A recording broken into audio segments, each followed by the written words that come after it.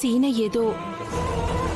ఏదో బాధలో వెళ్ళిపోతానంటే మీరు సరే అనేశారు. కానీ కానీ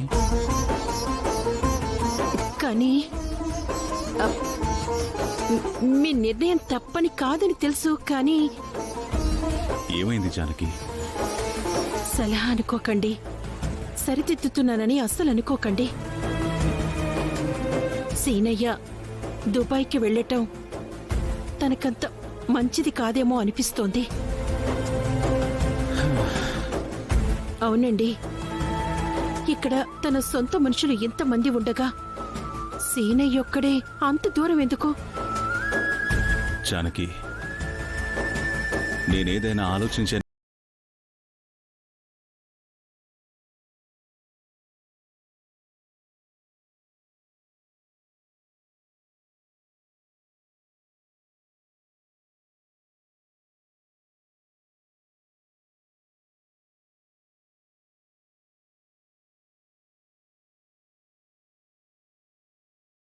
వద్దని ఆద్య. ఒకే ఇంట్లో ఎదురెదురుగా ఉంటూ రోజూ బాధపడ్డం కంటే ఎవరో ఒకరు దూరంగా ఉంటే కనీసం కొన్నాళ్లకి ఆ బాధ నుంచి బయటపడ్డవాళ్ళవుతారు కదా. అందుకని అంత దూరం పంపిస్తావా? పంపించాలని నాకు మాత్రం ఉంటుందా చెప్పు?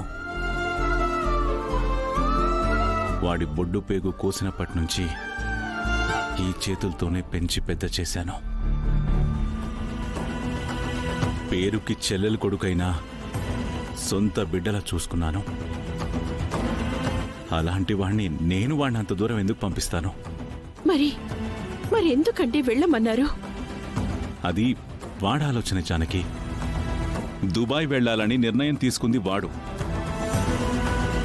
వద్దనడానికి నా దగ్గర కారణాలేవీ లేవు, అందుకే వెళ్ళమన్నాను.